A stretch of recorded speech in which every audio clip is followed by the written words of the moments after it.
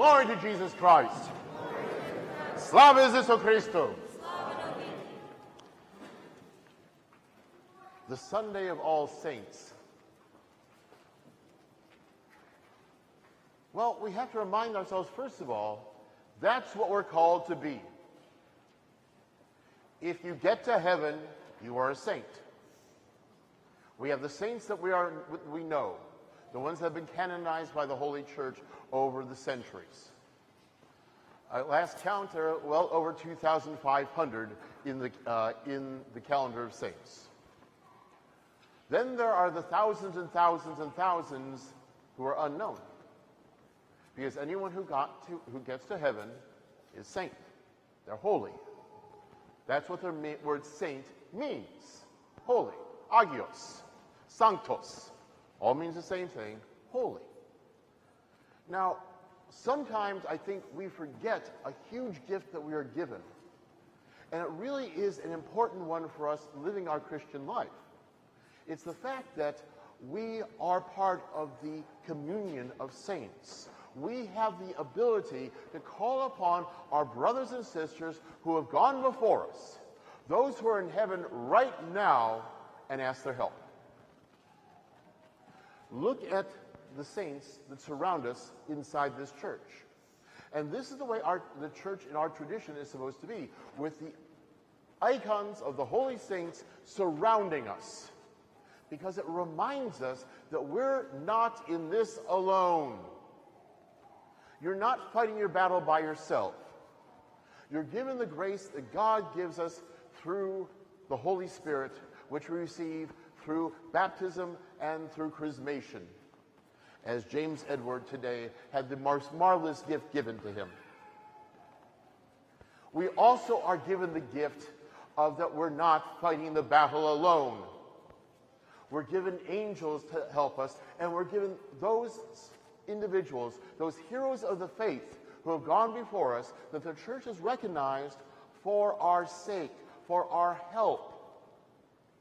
It's not just to recognize somebody who's passed and did a nice job. That's not what we're looking at here.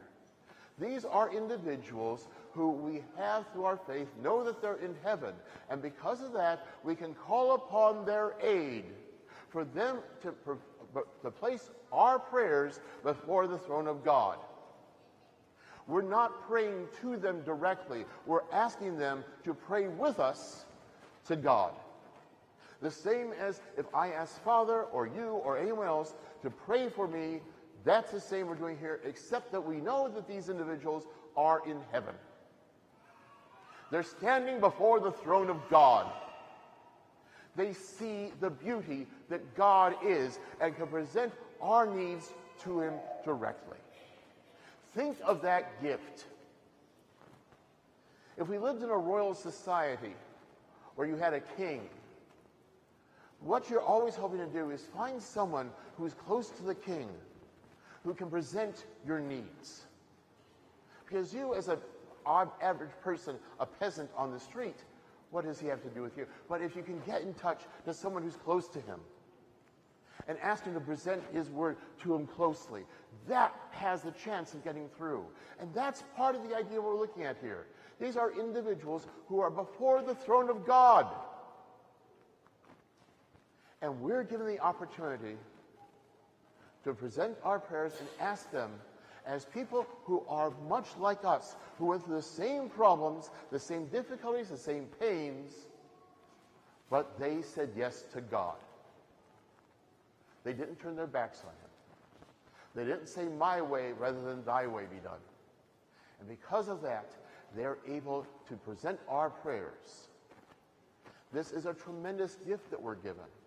The fact that we're not fighting this alone.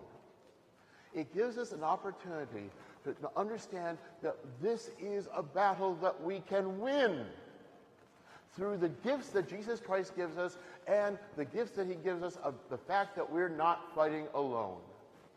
And if we do that and open our hearts to all God's gifts, then we're worthy to say, "Glory to Jesus Christ!"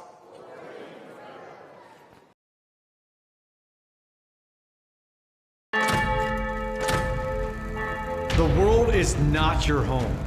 Sin, chaos, corruption. The devil is doing his best to destroy your family. As fathers, we're called to pray, protect, and provide for our families. During times of economic uncertainty, spiritual warfare, and political instability, we need real assets to protect our wealth. Midwest Precious Metals. Roll over your IRA today.